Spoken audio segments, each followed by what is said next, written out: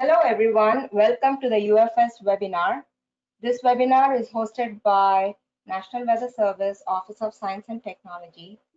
The goal of this webinar series is to enhance the communication and share advancements in all the aspects of the Unified Forecast System in both research and in an operational setting. My name is Bhavana Rakesh, and then I work with Young Shui, who is the program manager of WorstTI, to coordinate and deliver this webinar. Feel free to contact us if you have any comments and suggestions. Today's webinar is going to be presented by Dr. Fanglin Yang from National Weather Service Environmental Modeling Center. He will be introduced by Dr. Vijay Talapragada, who is the Chief of Modeling and Data Assimilation Branch, also from the Environmental Modeling Center. Before we get started, I wanted to quickly show you how to sign up for the webinar notifications and how to view archived information. So on the screen right now, you have the UFS portal, which is at ufscommunity.org. Upcoming events is highlighted in the upcoming events box. You can sign up for webinar announcements by clicking on this link. Subscription to webinar announcements under the Stay Connected section. And you can view previous recordings of the webinar by clicking on the webinar archive, also from the Stay Connected section. A couple of quick housekeeping things that I want to run by you before handing over the presentation. The microphone and webcam has been disabled for all the attendees except the panelists and the organizers. Please raise your hands if you like to be unmuted. We plan to make the presentation last for about 45 minutes, followed by a Q&A session the last 15 minutes. During the presentation, if you'd like to ask any questions, please type it in the question box, and then I will read it out to the presenter at the end after he's done going through his presentation. With that, I'd like to hand it over to Dr. Vijay Talapragada to introduce Fanglin Yang. Thank you, Bhavana. It's a great pleasure for me to introduce today's speaker at the UFS webinar series, Dr. Fanglin Yang. He is currently the Chief of Model Physics Group at EMC under the Modeling and Data Assimilation branch. And he has a long career at EMC. For the past 16 years, he has been working on developing and advancing our global modeling systems. And he is the project lead for the GFS, starting with FE3 GFS that was implemented in 2019 and leading to the next upgrade that he will be talking about today. He also is serving as a member of various WMO committees, including the WGNI, the Working Group for Numerical Experimentation.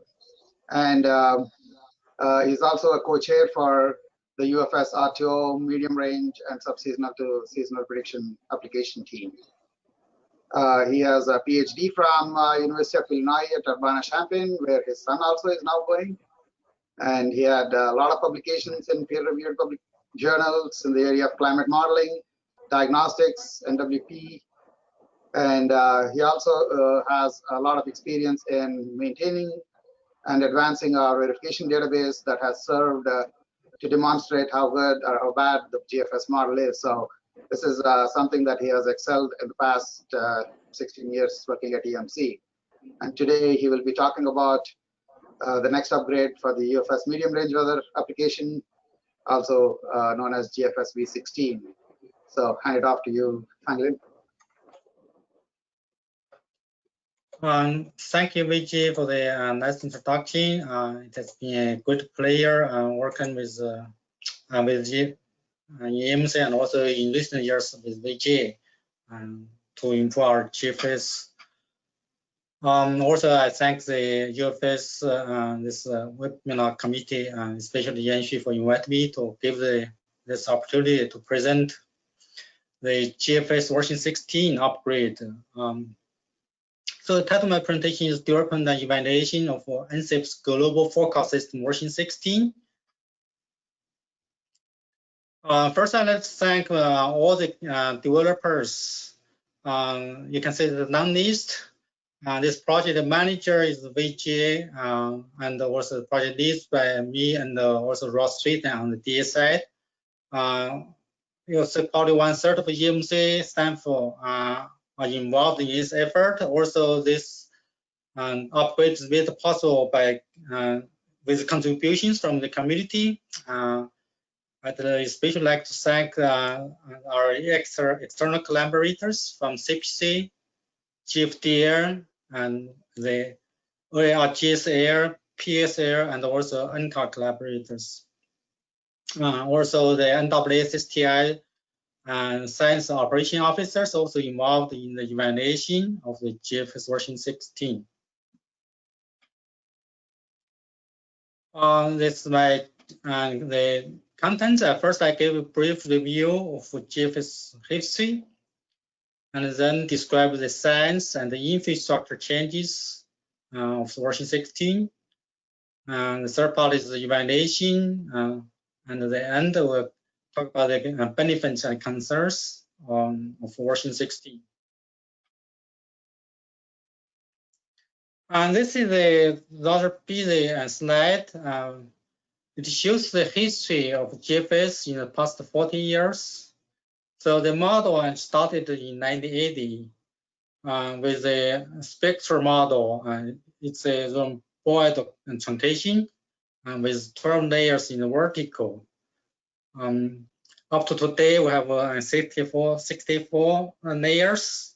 So last implementation in June 2019, we still keep the 64 layer.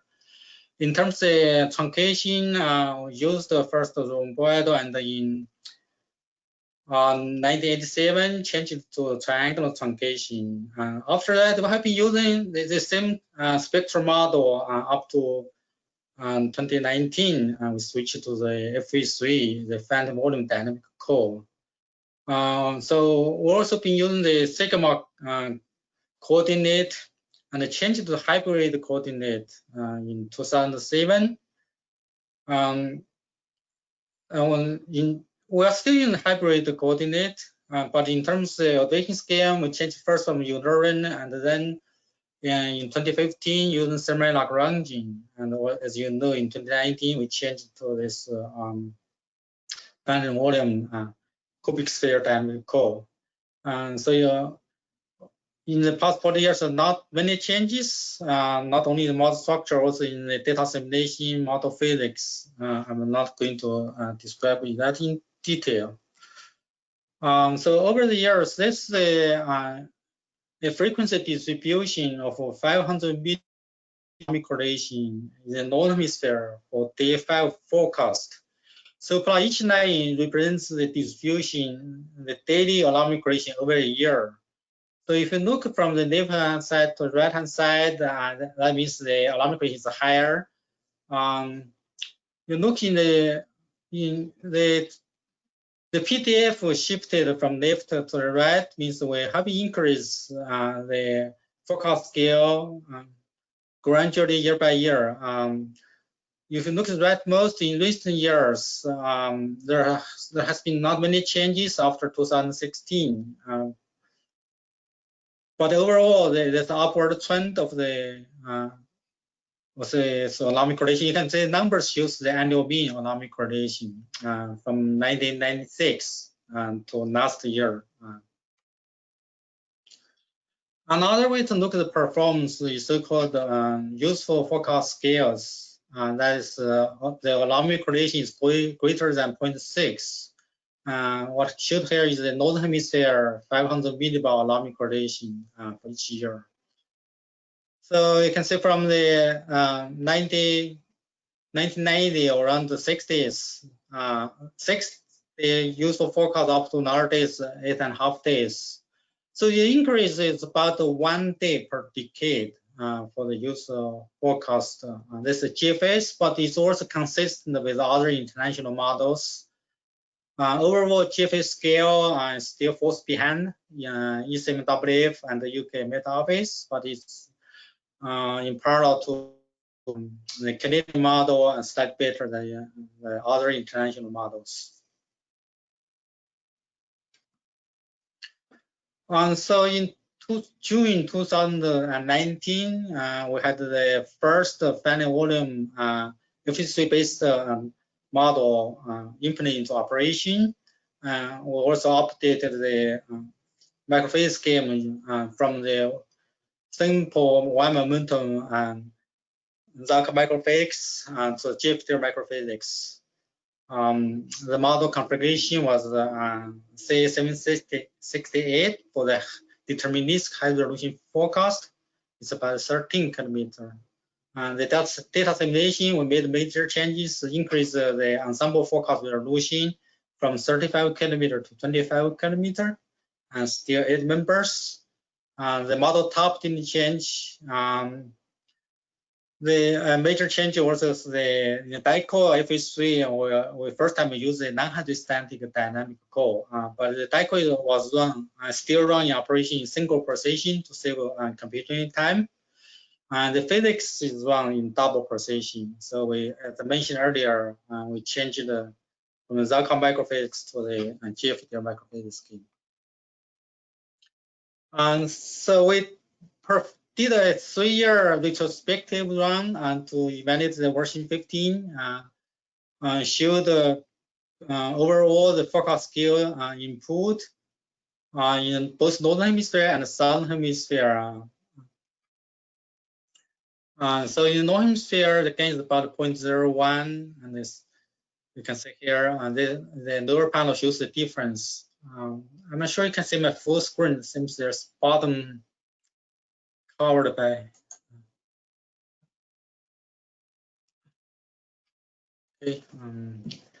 Another improvement we saw 15 is the precipitation scale score. On the left-hand side is the equitable thread score and verified against gauge observations over the canals. And the x-axis shows the threshold, and the y-axis shows the forecast leading time. So from the top, this red panel, the difference between the version 15 and the older spectral model, you can say the equitable thread score was improved for all leading time and also the threshold. Another improvement we saw from version 15 compared to the older spectral model is the diurnal cycle. This was for a particular summer, 2018 summer, over the canals. The green line is the observation, the blue is the version 15, and the red line is for the spectral model. Definitely can say the version 15 matches better the observation for the diurnal variation. Another major improvement we found in the FV3 based GFS is the wind and pressure relation for strong storms. The black line is the base trunk relation. The red line is the old spectral model. You can see spectral model, even though the pressure, storm pressure can drop very low, but the wind speed is limited. And there's for the FE3 based dynamic core with slightly different variation for the vision scheme, you can see the wind pressure relation matches much better with the base trunk than the old spectral model. We still had some major issues from the version 15 implementation, and notably we have the excessive cold bias in the winter season. The synoptic scale system seems to move too fast. For strong hurricanes, the trunk forecast is less careful. We have some temperature cold bias in the stratosphere. And also the PBR immersion was not adequately captured by the GIFS version 15. It was also probably in the old spectral model.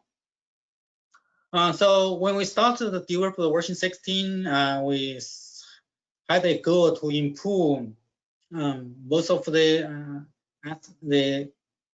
issues we listed here, if not all of them. Fanglin, sorry to interrupt. We are getting a few comments that the entire presentation can't be seen, is there a way to hide the Windows bar at the bottom of the screen? Yeah, that's a issue I've noticed too. Let me try it. Let me go to a different screen. Or maybe I cannot share that. Yeah, you cannot share the screen, I think. I have two screens.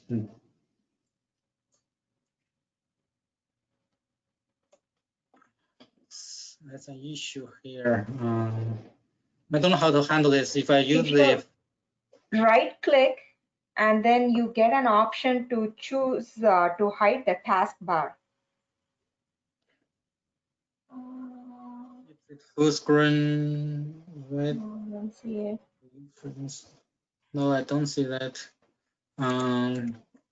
Okay.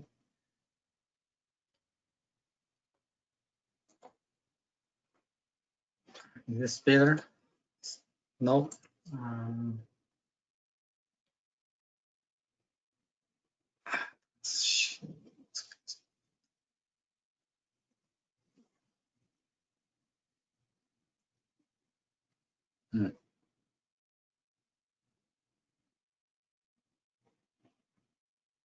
No, I'll try to explain if possible, since I. So Fanglin, maybe you want to try to present it in the not the presentation mode, in the sidebar. Yeah. Yeah. To this way. Yeah. It will be too small, right? Small. Right. It looks small. You can make it a little bit bigger. You know what? I try to. Let me see.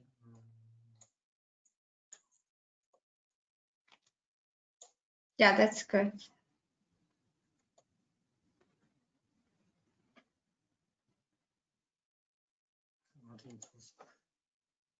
You think this is better?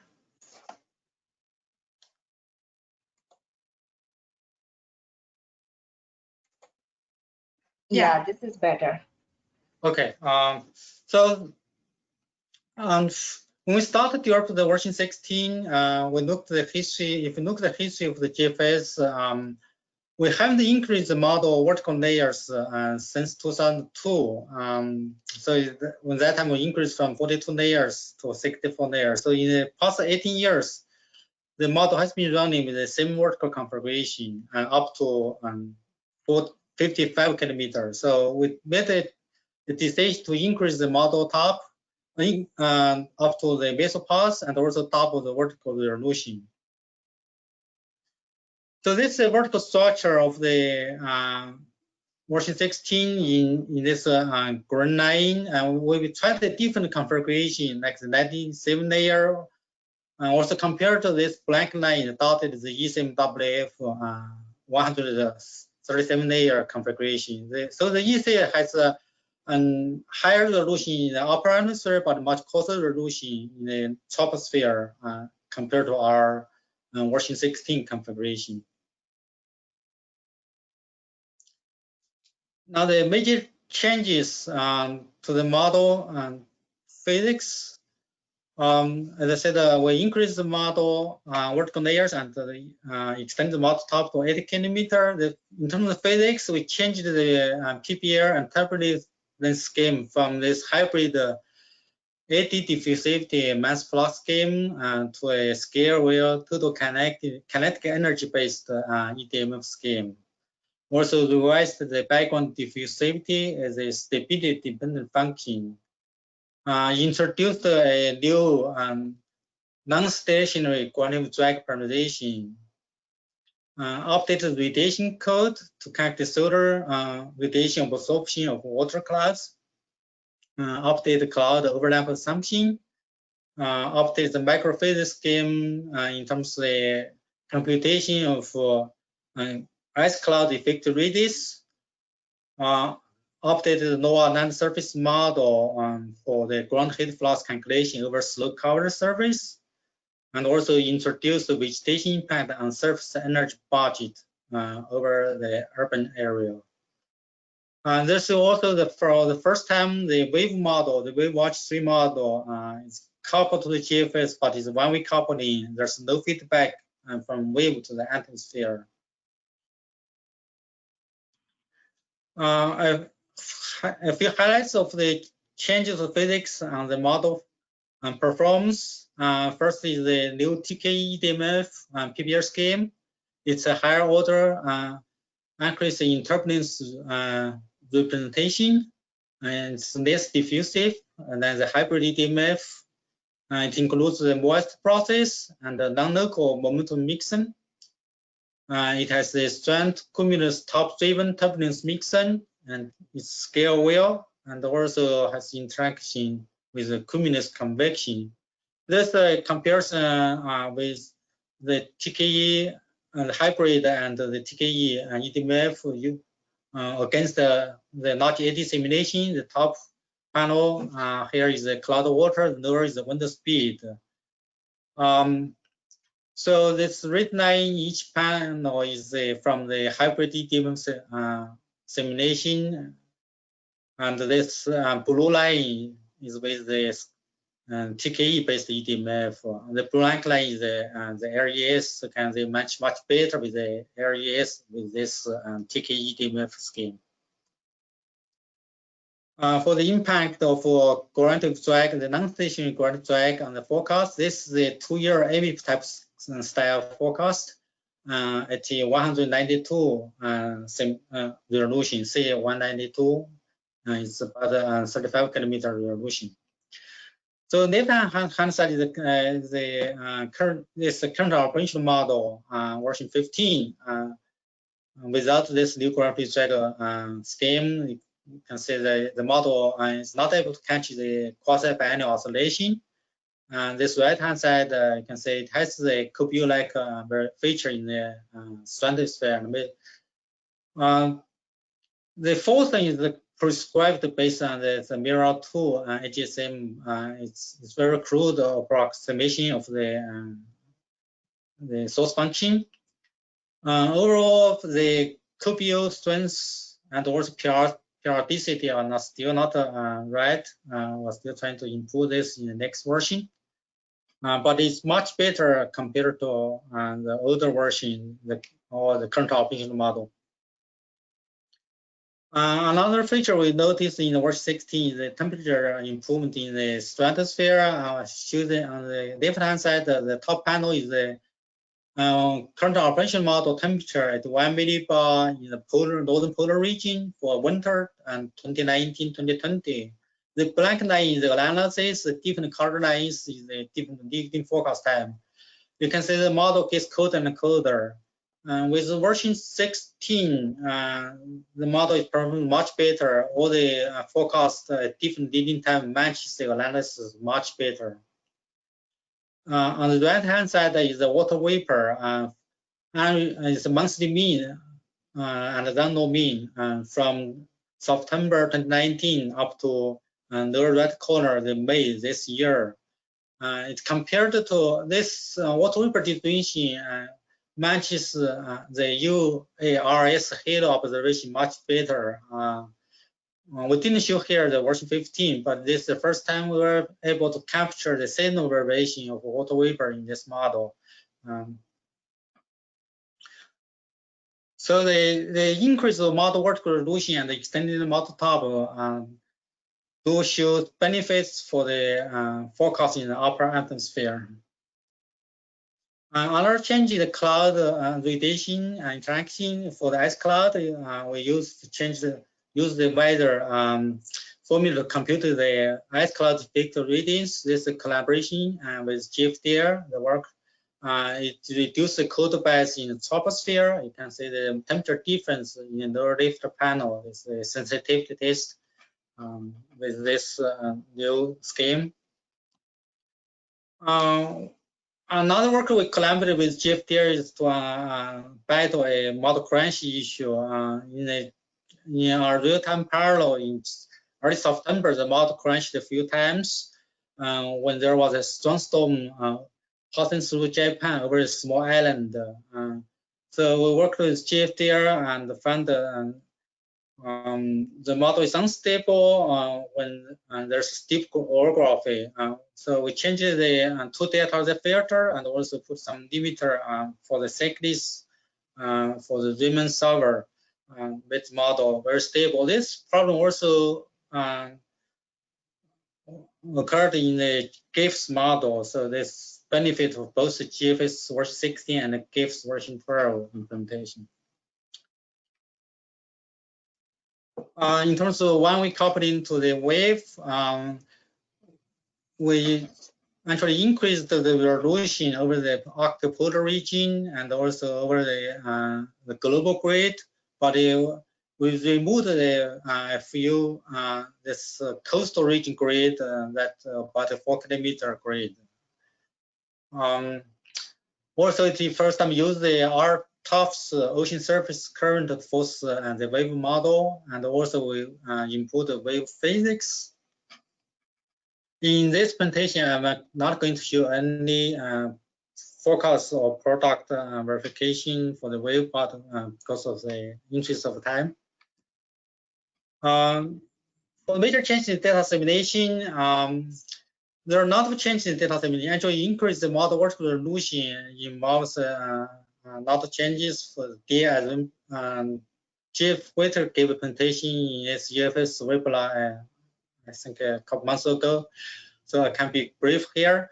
So we increased and changed the local ensemble comma filter using the LETKF to replace the root mean square filter. And for the first time, we included the 4-dimensional incremental analysis update. We turned on SKEB in the ensemble forecast, use a new variational quality control algorithm. Also use the correlated observation area. There's not of changes or update or use of new standard observation. For example, this clear sky readings data from API Mari and also this GPS RO data. Another major changes or new additions assimilate high density flat level wind temperature and moisture observation in tropical storm environment. This is the first time we did this in the GFS, and it showed a lot of benefit. Also, we start to use the new version of the CRTM. Here's the example, the impact of IAU on the forecast scale. You can see there's on the left is the wind, the middle is the temperature, and the right hand is the relative humidity with or without the IAU. And the red line shows results from the runs with IAU. In general, the RMS been reduced with IAU included. This collaboration with the ORR and the physics and science lab. Another change is the new variational quality control. So it's applied to conventional observation.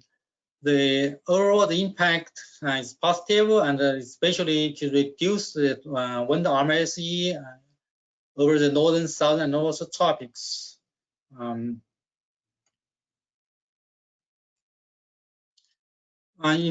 terms of high density observation for storms, we did a test for a few seasons from 2019 and 2020 hurricane season. On the different side is for all storms. This red line is from the HDOB experiment. The black line is the control version 16, and the blue line, the green is from the current operation model. The improvement is more prominent for strong storms. You can see on the right-hand side for storms stronger than 50 knots. The improvement is up to 7 days, and it's significant. We also made a major changes in the infrastructure because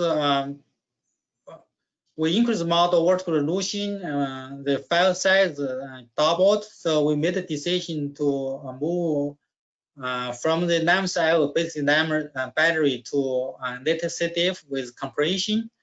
And the compression ratio is about 5 times, namely is reduced from about 34 gigabyte to 7 gigabyte for the history, atmosphere history file.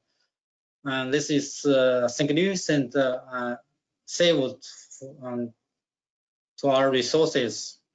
Also, we included the inline post-processing in the forecast model. That means to reduce the I/O and makes the forecast we more efficient.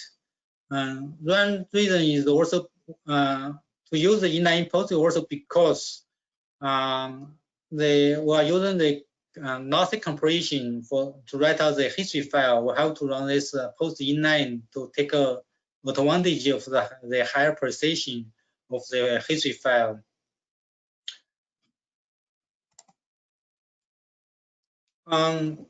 In terms of the cost, the current operation model uses about 350 nodes at this peak time. For the version 16, some doubled, a little more than doubled. So we'll be using about 760 nodes at the peak time for the including both GDS and GFS cycles. We conducted retrospective and real-time parallels for evaluation. It's about 1.5 years retrospective runs. Real-time panels still running. We included the 2018 hurricane season, and also others started from June 2019 up to this year. Now, on the part of evaluation, so the GFS version 16 evaluation is done independently by the EMC model evaluation group with contributions from the model developers, the NOAA, STI science operation officers, and also with contributions from the community collaborators. And this is linked to the website. There's rich information in this website. Most of the slides included below are picked from this website. As I mentioned earlier, I'm not going to show any evaluation for the wave and component.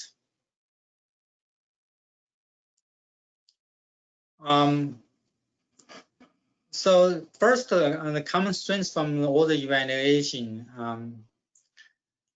So there's a notable improvement in synoptic scale performance in the medium range forecast. As we noted earlier, the GFS version 15 has the progressive feature. The storm moves too fast to the east, and this has been reduced. It catches better. The solution was earlier and improved the frontal position and the precipitation forecast. In this slide, what showed here is the 500 millibar alarm correlation. The top left is the global, and middle is the northern hemisphere, and the lower panel and left is the southern hemisphere. On the right-hand side is the average for the entire period. It's about 1.5 years, but with different forecast leading time. The left-hand side is for day 5. The red corners is numbers shows for the version 16 and compared to version 15. So the forecast, the performance improved for both northern and southern hemisphere. And if you look at the right-hand side, the difference, they are significant up to 6-7 days for both global and northern and southern hemisphere. So if we break down for different seasons, you can say the improvement also significant and also consistent for all the seasons, starting from the fall 2018 up to the current season. So the right-hand side of this version 16, the 500 millibar alarm correlation, you can say they are all better than the version 15, the current operational model. And this is a special case showing the version 16 comes better the synoptic pattern. And on the top left is the version 15, and the top right is the version 16, and the lower right is the GFS analysis. You can see the version, this for the Olga case, it's October 26. This, I think it's 20, should be last year. So it's a 6-day forecast. The version 15, you can see this 12 moves too fast and did not have this cutoff low, and the version 16 captures this feature much better than the version 15. And this is also noticed consistently in many other cases. In terms of COPF, the precipitation, also this verified against the CCPA precip over the Canals region. And on the lower left is the difference between version 16 and version 15. You can see the improvement of the equitable switch score is consistent up for most of the thresholds. This 24-hour forecast. And there are slides, if you go to that website, you will find the improvement also significant for different thresholds and different leading time. And this is the precipitation bias. Also, the bias being reduced. So the version 15 upper left panel, you can see the version 15 for light precipitation, it has high bias. For medium range and intense precipitation, there's low bias. So you look at the difference. The version 16 reduce the high bias for light precipitation, and also reduce the low bias for medium and the intense precipitation forecast. This example, the West Coast bomb cyclone case, last year, November 27th.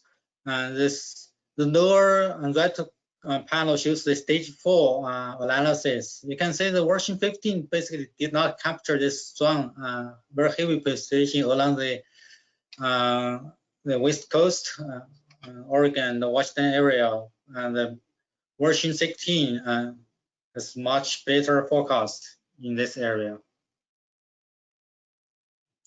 Another improvement we noticed is the improved low-level temperature forecast.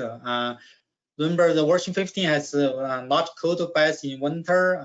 It was a major issue for us. Actually, we delayed the implementation for that to try to improve, reduce the cold bias, but it still remains the issue for us to improve in version 16. What's showed here is the 850 millibar temperature bias.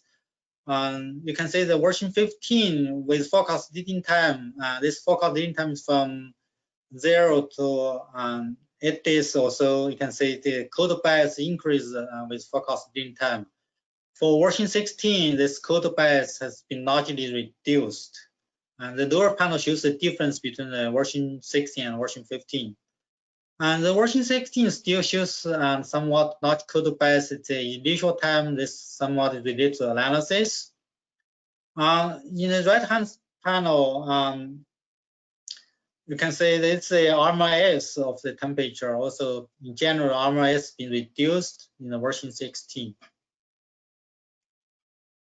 This slide shows the temperature bias at 2 meters. So left-hand side is the bias itself. You can see the version 15, the blank line, also has increase in cold bias with the forecast leading time. In version 15 and version 16, you can see the cold bias has been reduced. If you look at the lower left panel, and that shows the difference. The version 16 is definitely much warmer than version 15 for the winter time. The right-hand side panel is the RMIS.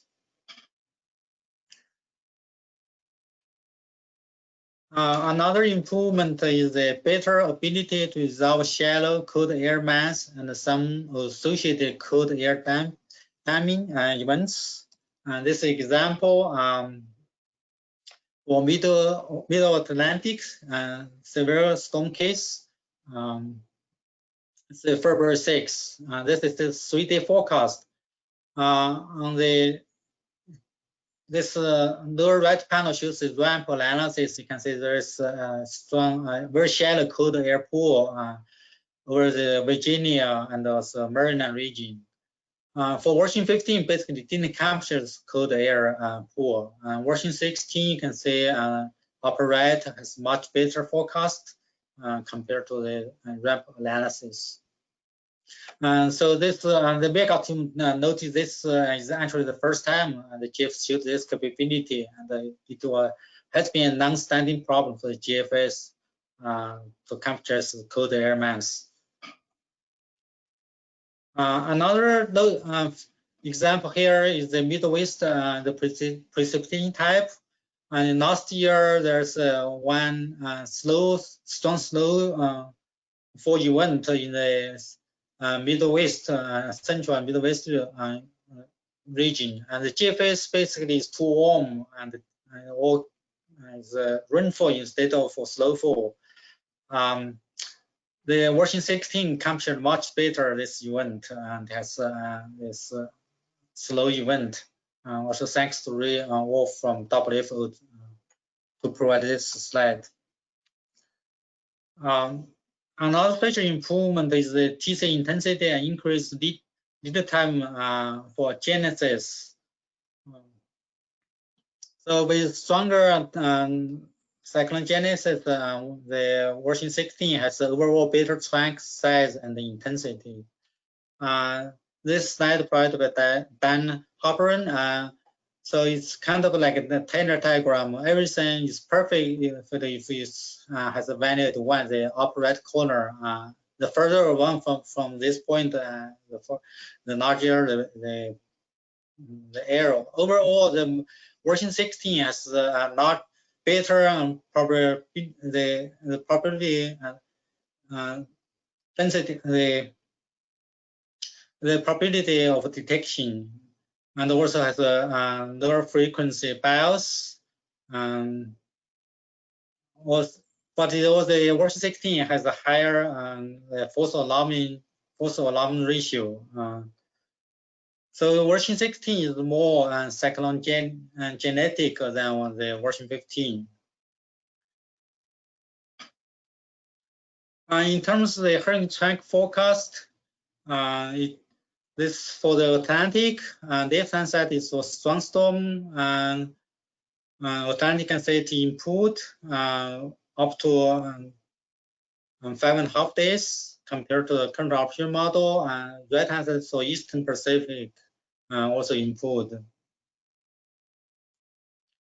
And this is the case for Hurricane Dorian. Remember the operational model actually showed the hurricane hit the Florida and to the west side of the Florida, the Panhandle. But the version 16 has much better position, and the scheme didn't actually have a direct hit over the Florida. And the right turn, the version 16 forecast had a better red forecast 36 hours earlier than the version 15.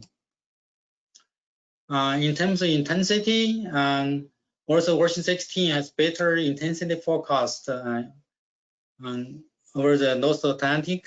You can see the version 16 is the red line and the blue line is the version 15. Also, the version 16 has less of a weak bias than version 15. It's longer forecast lead time. This example for the Hurricane Michael case, the version 16, the operational model showed much weaker intensity compared to the base track. The version 16 showed consistently better intensity forecast.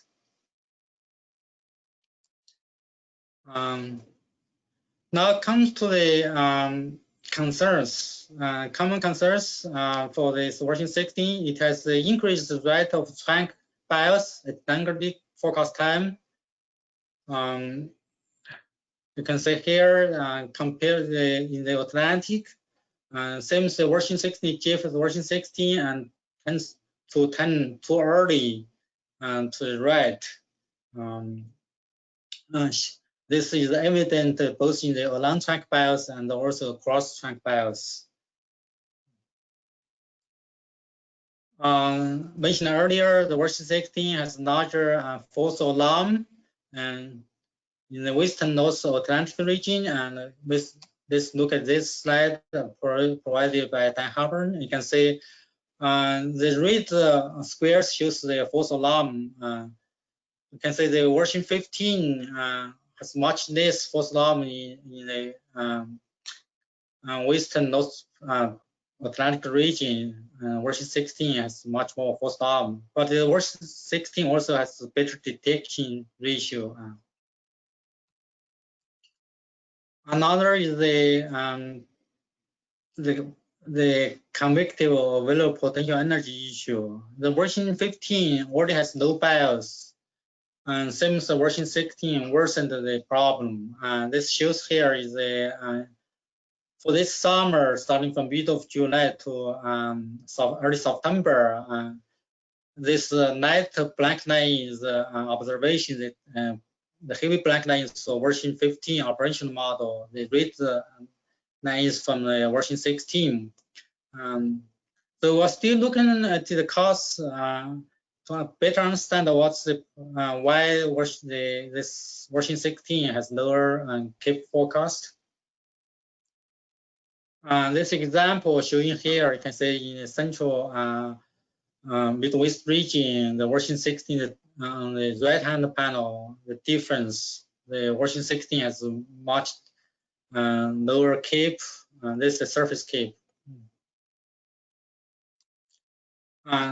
Also show the this sounding at the Fort Worth and the Norman, Oklahoma. Basically shows the model has a much stronger PPR mixing, warmer and drier, deeper PPR and stronger mixing in the version 16.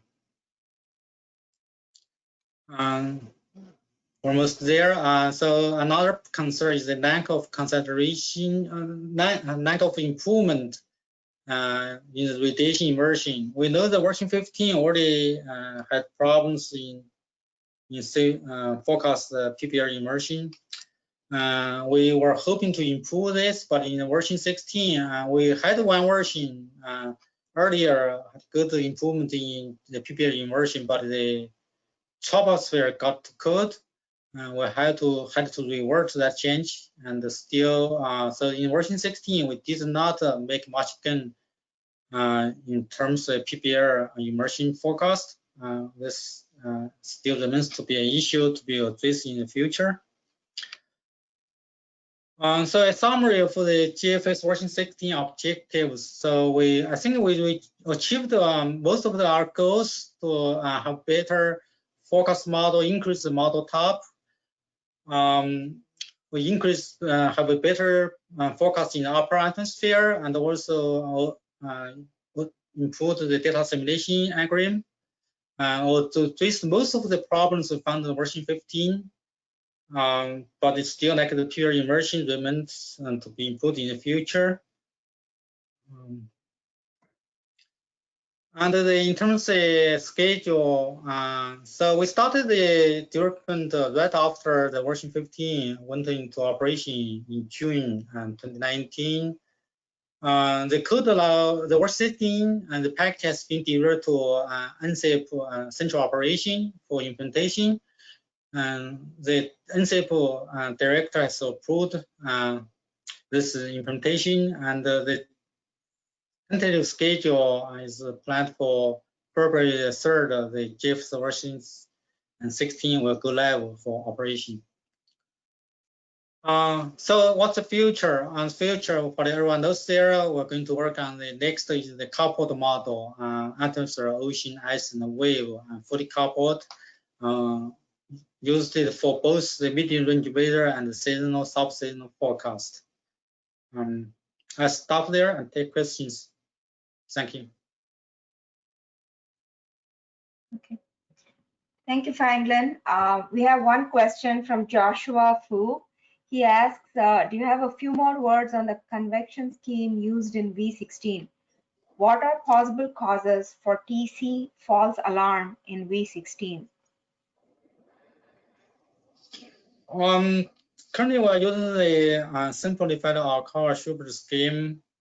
I don't have an answer for you right now why there's more false alarm. We did made some changes, like the cloud-based mass flux, the critical cloud-based mass flux. We need to understand more what's the cause for the false alarm.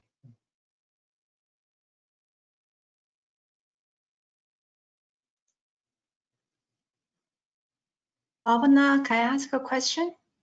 Yeah, go ahead, Yan. Yeah, Fanglin, you have shown one of the concerns is the CAPE, the convection potential, what's that? Convection allowing potential energy by its low. Is that also low in the initialization? This is mostly the model issue, and I don't think much does not have much to do with the analysis. It should consistently from the model from beginning to the end and to the extended forecast. We actually have been looking actively what's the cause and to understand better. One thing I mentioned earlier, because we had to increase the background diffusivity and to make the lower tops warmer and to make the mixing in the PPR stronger, that hurt the CAPE forecast. And also we applied a GR test called to initialize the land surface condition. So far we found it has probably made the land surface slightly drier. That also reduced the CAPE forecast. Hi, this is Jeff Manikin, the model evaluation group lead, and I'm just going to expand on what Fanglin said.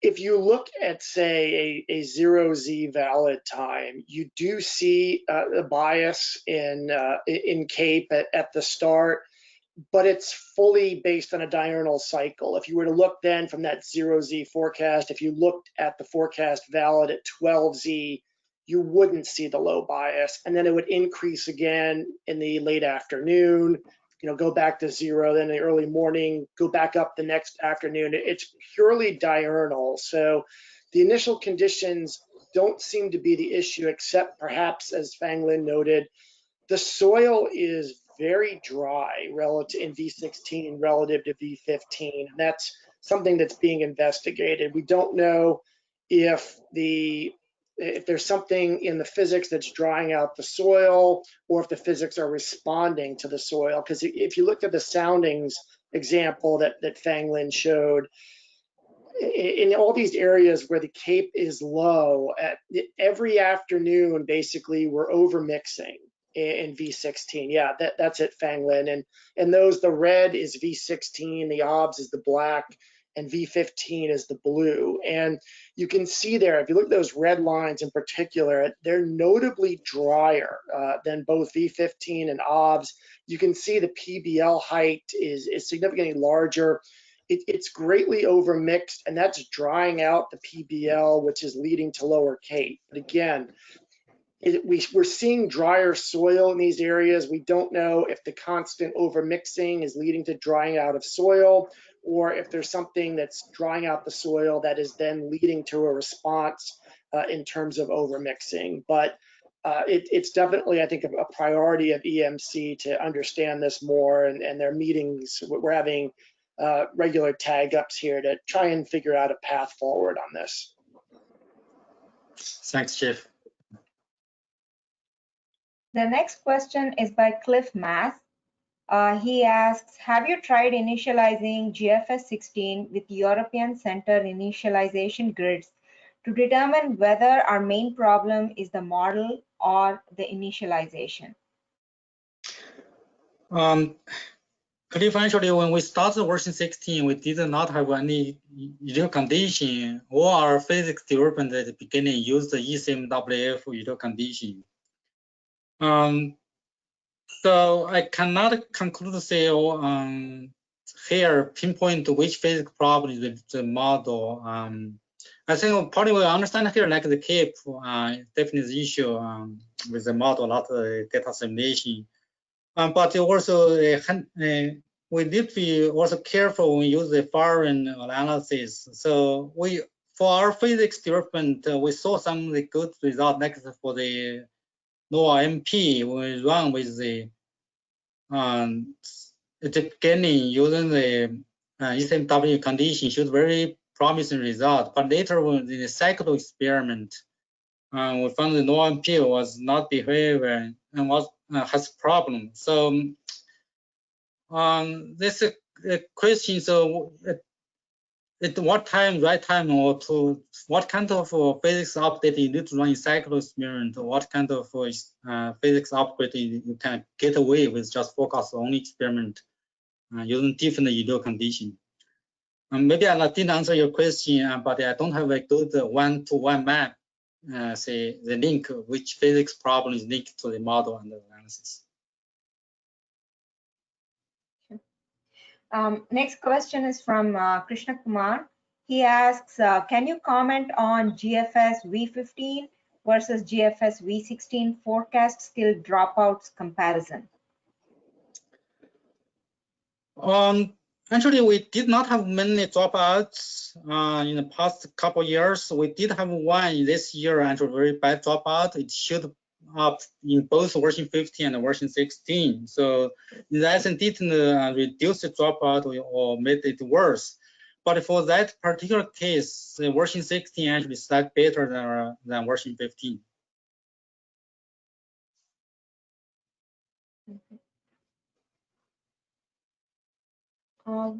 We don't have any more questions. Last call for questions, anyone?